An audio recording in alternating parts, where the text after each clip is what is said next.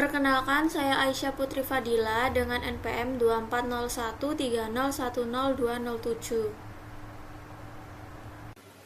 Perkenalkan, nama saya Alvina Isyawanda dengan NPM 24013010169. Sebelumnya, perkenalkan nama saya Ayu Ardana Putri Fuari dengan NPM Mahir 319. Nama saya Berlian Salsya Maulidia dengan NPM 24013010160. Nama saya Ferdi Hasan dengan akhiran NPM 351. Saya Ilse Sifani Darmawan dengan NPM 130.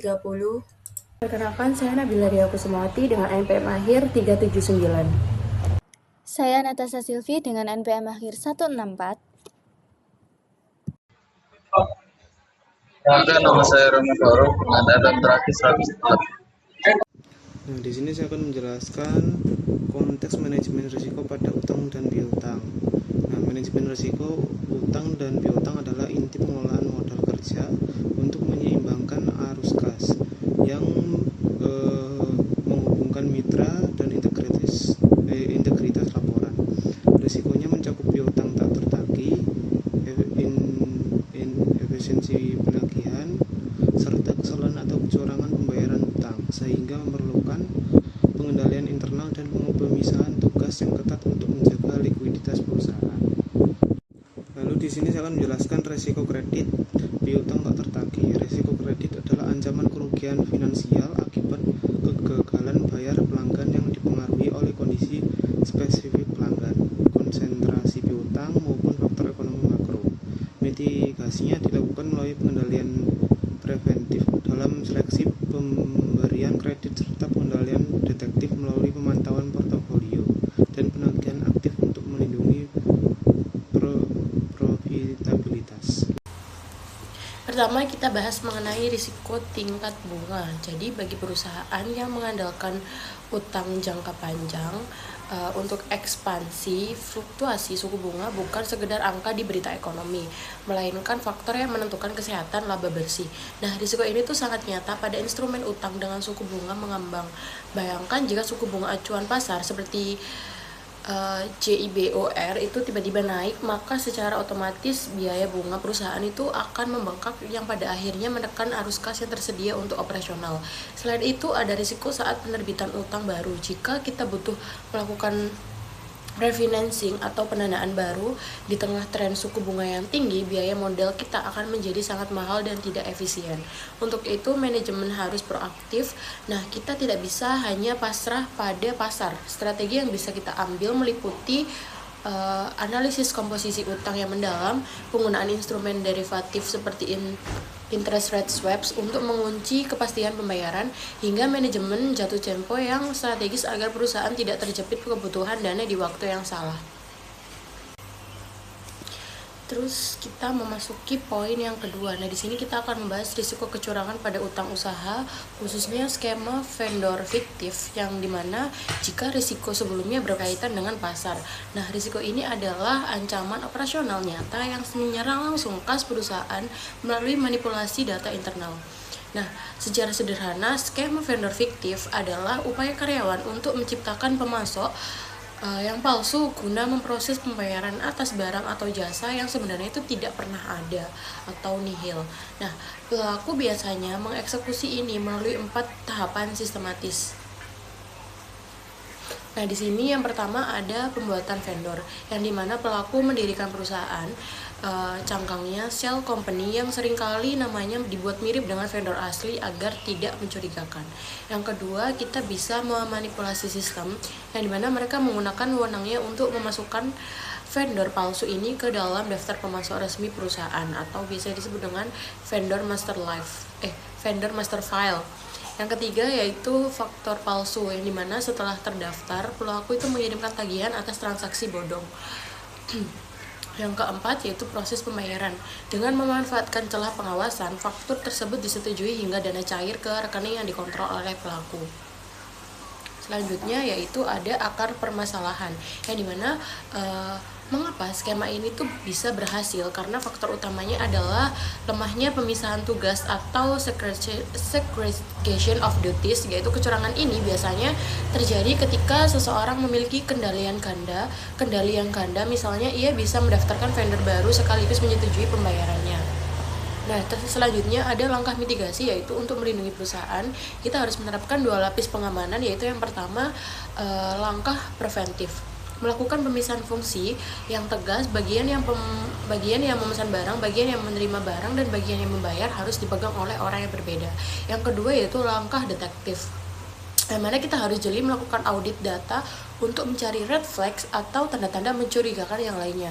Misalnya vendor yang alamatnya hanya berupa kotak pos, nomor faktur yang berurutan secara tidak wajar, atau adanya kesamaan nomor rekening bank antara satu vendor dengan vendor yang lainnya. Materi selanjutnya yaitu risk register, manajemen piutang usaha. Manajemen piutang usaha yang efektif itu sangat penting untuk kesehatan arus kas perusahaan, di mana risk register ini berfokus pada risiko-risiko yang dapat menghambat atau menunda konversi penjualan menjadi kas, serta risiko salah saji pada akun piutang di neraca.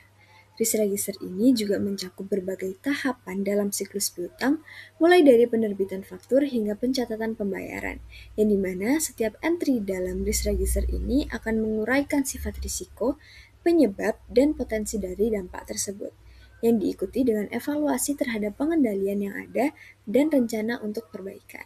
Nah, di sini juga terdapat identifikasi risiko berdasarkan penundaan penerbitan faktur, yang dimana penundaan penerbitan faktur adalah risiko operasional yang secara langsung memperpanjang siklus konversi kas, di mana setiap adanya penundaan ini, maka setiap hari penundaan dalam mengirimkan faktur setelah barang dikirim atau jasa diberikan adalah 1 hari penundaan dalam memulai jam periode pembayaran pelanggan.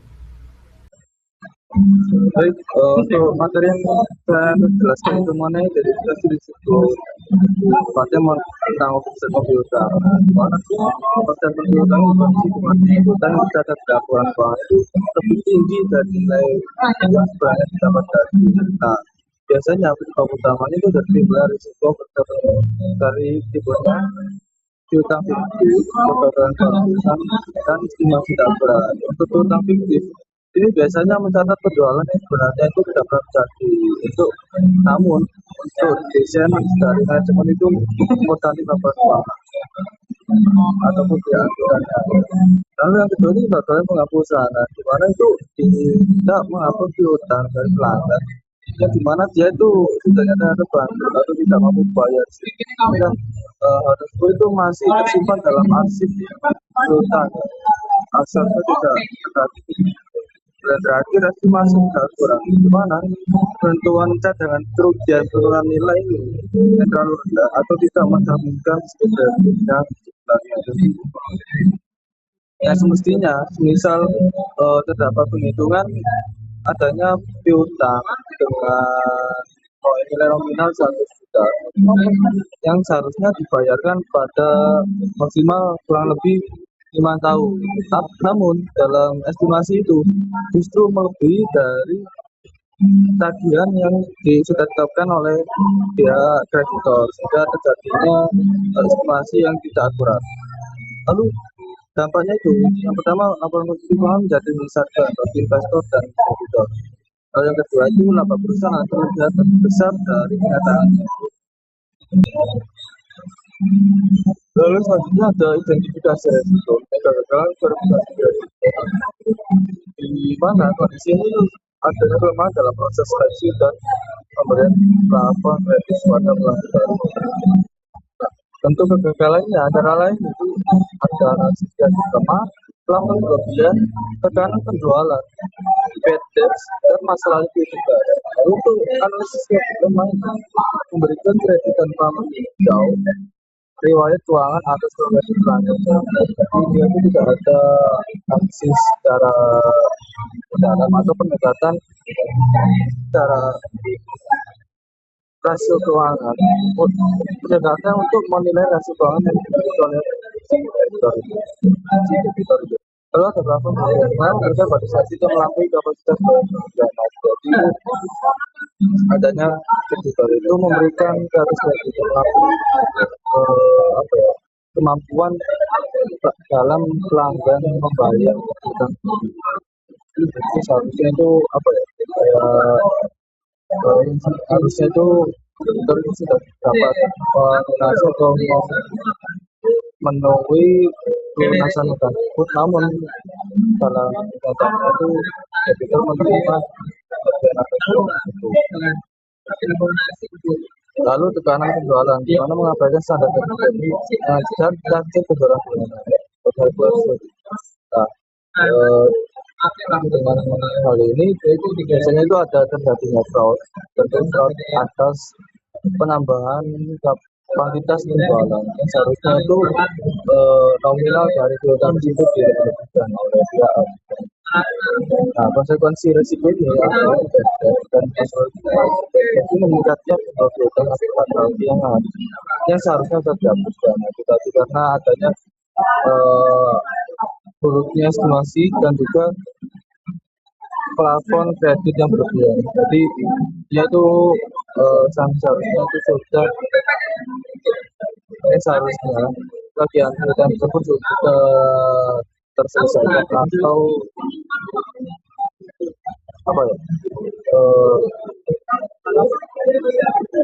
seharusnya dia itu sudah dari debitor itu tidak ada terhadap debitor masih yang masih di ataupun terhadap. Lalu masalah likuiditas perusahaan terganggu karena uang terganggu pada pelanggan sangat karena dengan semakin memberikan debitor ini semakin memberikan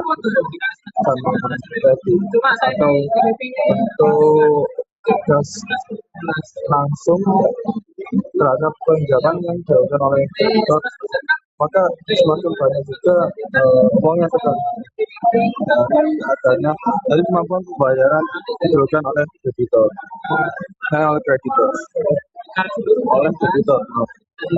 Nah, seharusnya hal tersebut itu sangat kita tuh boleh melakukan satu peminjaman dana atas dalam hal untuk mendukung operasional perusahaan, namun dengan jaminan tertentu ya, untuk memastikan apakah perusahaan tersebut atau umkm itu kemungkinan dapat dibayar dalam estimasi yang sudah ditetapkan. Lalu ada hubungan PJK dan mitigasi risiko, di mana transparansi dan akuntabilitas. Hal ini harus menghasilkan pengakuan piutang yang secara jujur untuk memperbaiki setiap ada itu. Kita harus dituntut untuk transparansi dan juga akuntabilitas mengenai kewajaran pengukuran nilai piutang terhadap pinjaman yang telah dikeluarkan. Lalu independensi, di mana peran komite audit dan audit dengan auditor untuk memastikan proses regulasi kredit tidak dihapus atau penguatan atau itu. Hal ini tuh penting juga diterapkan karena dalam proses peminjaman ini ditujukan untuk semata-mata dalam memenuhi kebutuhan perusahaan, bukan untuk tekanan target penjualan dari si debitor. Lalu dan terakhir sistem pengendalian, yang mana perlunya pemisahan fungsi antara bagian penjualan dari pelanggan dan memberikan otorisasi. Berarti hal ini berhubungan dengan independensi, di mana saling berkaitan bahwa untuk saling mengotorisasi dan meminimalisir terjadinya penegakan tertentu dalam upaya kerjasama untuk memenuhi kebutuhan pelanggan yang secara paksa. Jadi yang menyebabkan adanya plafon kredit yang berlebihan timbul dari pihak debitor. Sekian penjelasan materi dari saya. Terima kasih. Wassalamualaikum warahmatullahi wabarakatuh. Untuk materi selanjutnya akan jelaskan rekan saya. Di slide ini kita membahas mengenai pengendalian piutang dan penagihan. Inti dari slide ini yaitu perusahaan itu nggak cuma fokus pada jualan saja, tapi juga harus memastikan uangnya itu benar-benar masuk. Nah, pertama ada preventif atau pencegahan awal. Nah, di sini perusahaan dari awal sudah selektif dalam memberikan kredit. Biasanya pakai analisis 5C supaya hanya pelanggan yang benar-benar layak yang diberi kredit. Tujuannya jelas, biar mengurangi risiko piutang macet sejak awal. Selain itu juga dapat menetapkan batas kredit dan verifikasi data pelanggan supaya lebih aman. Lalu yang kedua ada detektif atau monitoring piutang. Di tahap ini, perusahaan mulai mengawasi piutang yang sudah berjalan, misalnya dengan analisis umur piutang atau aging. Jadi, bisa tahu mana yang mulai telat bayar, dari situ bisa diidentifikasi piutang bermasalah, dipantau jatuh temponya, dan bahkan bisa dikonfirmasi ke pihak independen kalau diperlukan. Nah, yang terakhir masih di bagian detektif tapi lebih dalam ke tindakan penagihan. Kalau sudah ada keterlambatan, perusahaan akan melakukan penagihan secara bertahap, bisa lewat telepon, surat, dan pihak ketiga. Selain itu juga dilakukan evaluasi apakah piutang tersebut sudah masuk kategori macet, dan kalau memang tidak bisa ditagih maka dicatat sebagai kerugian. Di sini ada pengendalian korektif, yaitu analisis umur piutang atau aging analysis adalah sebuah laporan yang mengklasifikasikan saldo piutang usaha berdasarkan lamanya waktu piutang tersebut belum dilunasi sejak tanggal jatuh tempo. Di sini ada pengendalian detektif, yaitu untuk cepat mengidentifikasi bahwa pelanggan yang lambat membayar, potensi sengketa, dan tren yang memburuk. Kemudian untuk pengendalian korektif itu digunakan untuk mengarahkan upaya penagihan, mengevaluasi kecukupan penyisihan piutang tak terdagih, dan memutuskan penghapusan piutang. Selanjutnya, risk register manajemen utang usaha dan pinjaman. Risk register ini mencakup risiko-risiko operasional dan kecurangan yang terkait dengan pemrosesan dan pembayaran faktur dari pemasok. Risiko ini seperti pembayaran ganda, utang yang tidak dicatat, dan pelanggaran kovenant pinjaman. Selanjutnya, identifikasi risiko, yaitu pembayaran berganda atau double payment. Risiko operasional ini umum terjadi di mana perusahaan membayar faktur yang sama dari pemasok lebih dari satu kali. Nah, dari risiko pembayaran berganda ini dapat menyebabkan kerugian kas yang signifikan dan pemborosan waktu untuk mencoba mendapatkan kembali dana tersebut. Selanjutnya pada slide ini kita akan membahas mengenai risiko utang tidak dicatat dan juga risiko pelanggaran kovenan pinjaman. Pertama ada risiko utang yang tidak dicatat yang umumnya terjadi karena keterlambatan dalam pencatatan faktur dari pemasok. Hal ini dapat menyebabkan utang dan biaya tercatat lebih rendah sehingga laba terlihat lebih tinggi dan dari kondisi sebenarnya. Risiko ini dikategorikan sedang karena sudah terdapat pengendalian berupa penutupan buku bulanan. Namun untuk meningkatkan keandalan laporan keuangan perlu dilakukan mitigasi tambahan seperti penerapan cut-off yang tepat dan rekonsiliasi antara penerimaan barang dengan pencatatan utang. Selanjutnya ada risiko kedua tentang pelanggaran kovenan pinjaman. Hal ini disebabkan oleh kurangnya pemantauan terhadap risiko keuangan yang menjadi syarat dalam perjanjian utang. Dampaknya cukup serius karena dapat memicu percepatan pelunasan utang dan menimbulkan masalah likuiditas, sehingga dikategorikan sebagai risiko yang tinggi. Pengendalian yang ada saat ini masih bersifat informal sehingga diperlukan langkah mitigasi yang lebih terstruktur seperti penyusunan kovenan checklist, proyeksi kepatuhan, serta sistem peringatan dini atau early warning. Baik, di sini saya akan menjelaskan mengenai mitigasi resiko, yakni pengendalian utang dan juga pembayaran. Jadi, mitigasi resiko dalam siklus ini tuh memiliki tujuan utama untuk memastikan perusahaan itu hanya membayar barang dan jasa itu yang benar-benar dipesan, diterima, dan juga ditagih dengan benar. Nah, jadi strategi yang digunakan itu adalah pendekatan pertahanan berlapis yang mengintegrasi 3 jenis pengendalian utama yang kita tahu adalah pengendalian preventif, pengendalian detektif, dan juga pengendalian korektif. Nah, untuk yang pertama adalah pengendalian preventif. Namanya juga prevent, jadi dia itu adalah kunci untuk mencegah pengeluaran kas yang tidak sah sejak awal. Contohnya, misal prosedur three-way match. Jadi itu pemisahan tugas yang ketat dan juga pengendalian file induk vendor. Kemudian untuk yang kedua itu adalah pengendalian detektif. Nah, ini tuh berfungsi untuk menangkap kesalahan yang lolos dari lapisan pertama. Lapisan pertama kan ada pengendalian preventif. Kemudian untuk pengendalian detektif ini untuk menangkap kesalahan yang lolos dari lapisan pertama, di mana metode yang paling fundamental itu adalah rekonsiliasi laporan bank serta analisis data untuk mencari pembayaran ganda atau duplikat. Kemudian yang ketiga ada pengendalian korektif. Nah, ini tuh berfokus pada perbaikan setelah masalahnya itu terdeteksi dan pengambilan langkah strategis seperti negosiasi ulang, pembentukan syarat utang, seperti itu dengan kreditor untuk memberikan ruang nafas bagi arus kas perusahaan saat menghadapi kesulitan likuiditas. Baik, di sini saya akan menjelaskan lebih detail mengenai pengendalian preventif atau prosedur 3 arah atau three-way match yang tadi sudah saya sebutkan. Nah, di sini prosedur ini itu adalah pengendalian preventif utama dalam memverifikasi utang usaha yang digunakan untuk memastikan faktur pemasok itu valid dan juga akurat sebelum pembayarannya itu dilakukan. Jadi prosedur ini tuh melibatkan sinkronisasi detail dari 3 dokumen independen.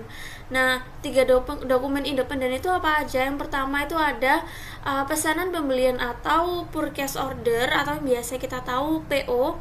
Nah, dokumen ini tuh adalah otorisasi dari Departemen Pembelian yang mencantumkan jumlah, spesifikasi, dan juga harga yang sudah disetujui oleh pengguna. Misalnya saat kita check out Shopee, barang-barang di Shopee seperti itu. Kemudian yang kedua itu ada laporan penerimaan barang atau receiving report. Nah, ini tuh dokumen bukti fisik dari departemen penerimaan yang mencatat jumlah dan juga kondisi barang yang benar-benar diterima oleh pelanggan. Kemudian yang ketiga itu adalah faktur pemasok atau faktur pemasok, yaitu adalah vendor invoice. Jadi itu dokumen permintaan pembayaran dari pemasok untuk pelanggan. Nah, biasanya dalam prosesnya staf utang usaha itu memastikan bahwa barang dan jumlah pada fakturnya itu sesuai dengan laporan penerimaan mereka, serta harga dan syarat pada fakturnya itu sesuai dengan pesanan pembelian. Nah, jika misalnya ditemukan perbedaan, maka pembayarannya itu biasanya harus ditahan hingga investigasi selesai. Nah, prosedur ini tuh sangat efektif untuk mencegah risiko pembayaran faktur fiktif, kesalahan harga, dan juga pembayaran untuk barang yang tidak pernah diterima. Nah, pada lingkungan bisnis modern seperti saat ini itu kan proses ini umumnya sudah diotomatisasi oleh sistem ERP. Gunanya adalah untuk meminimalkan risiko kesalahan manusia. Untuk penjelasan pengendalian selanjutnya akan dijelaskan oleh rekan saya. Melanjutkan pembahasan dari teman saya sebelumnya, rekonsiliasi laporan bank itu merupakan bentuk pengendalian detektif untuk menjaga keamanan kas perusahaan. Secara sederhana, proses ini dilakukan dengan membandingkan catatan saldo kas di buku besar kita dengan laporan yang dikeluarkan oleh pihak bank. Adanya perbedaan saldo di antara keduanya sebenarnya adalah hal yang sangat wajar. Nah, biasanya selisih ini itu disebabkan oleh 3 hal. Pertama, adanya setoran dalam perjalanan atau deposit in transit, yaitu uang yang sudah kita catat sebagai setoran di buku perusahaan itu, tetapi di pihak banknya itu belum memprosesnya. Kedua, ada cek yang masih beredar atau outstanding checks, di mana kita sudah menerbitkan cek dan mencatatnya sebagai pengeluaran, tetapi si penerima cek itu belum mencairkannya ke bank. Kemudian yang ketiga, adanya biaya administrasi atau bunga bank. yaitu transaksi yang sudah otomatis dipotong atau ditambah oleh pihak bank. Tetapi kita itu belum mencatatnya karena belum menerima laporannya. Nah, namun manfaat utama dari rekonsiliasi bank bulanan ini jauh lebih besar dari sekedar mencocokkan angka saja. Langkah ini tuh ampuh untuk mendeteksi berbagai hal penting. Pertama, kita bisa mendeteksi cek yang tidak sah. Jadi misal kalau ada cek yang tiba-tiba cair di bank padahal kita itu tidak ada catatan, itu bisa menjadi peringatan bahaya adanya penipuan. Kemudian kedua, kita bisa mendeteksi pencatatan yang salah atau kesalahan input data saat mencatat setoran dan juga pengeluaran. Kemudian yang ketiga, kita bisa mendeteksi penundaan setoran yang tidak wajar, yang bisa menjadi indikasi adanya penahanan kas atau kecurangan seperti skema lapping. Kemudian yang keempat atau yang terakhir ini proses berfungsi untuk memverifikasi saldo kas, sehingga kita itu memiliki keyakinan yang penuh bahwa angka kas yang dilaporkan di neraca itu memang benar-benar akurat. Selanjutnya saya akan membahas mengenai situasi di mana perusahaan itu mulai merasakan adanya tekanan keuangan. Maka sebuah perusahaan itu memerlukan adanya pengendalian korektif melalui negosiasi ulang syarat utang. Ini adalah langkah strategis dan juga proaktif untuk mengubah perjanjian pinjaman dengan kreditor sebelum terjadi gagal bayar. Nah, modifikasi atau perubahan syarat utang ini bisa dilakukan dalam beberapa bentuk. Pertama, itu perpanjangan jatuh tempo, yaitu memperpanjang tanggal akhir pelunasan agar tekanan pembayaran pokok utang dalam jangka pendek itu bisa lebih berkurang. Kemudian kedua, pengurangan suku bunga, baik secara sementara maupun permanen untuk meringankan beban bunga yang harus dibayarkan. Kemudian ketiga, itu penundaan pembayaran pokok, yaitu sebuah periode di mana kita itu membayar bunganya saja, sedangkan pembayaran utang pokoknya itu ditunda ke masa depan. Kemudian keempat, penukaran utang dengan ekuitas atau debt for equity swap, di mana sebagian utang yang perusahaan miliki itu dikonversi menjadi kepemilikan saham perusahaan untuk para kreditor. Kemudian yang kelima itu keringanan konvenan atau covenant waiver, yaitu meminta pihak bank ataupun kreditor untuk mengabaikan pelanggaran syarat keuangan tertentu yang sudah atau yang akan terjadi nantinya. Nah, dengan mengambil langkah ini lebih awal secara jujur dan juga transparan, perusahaan itu bisa menyelamatkan risiko kebangkrutan, tetapi juga menunjukkan bahwa manajemen risiko keuangan yang dimiliki perusahaan itu memang sudah matang jika dihadapkan dengan para kreditor nantinya.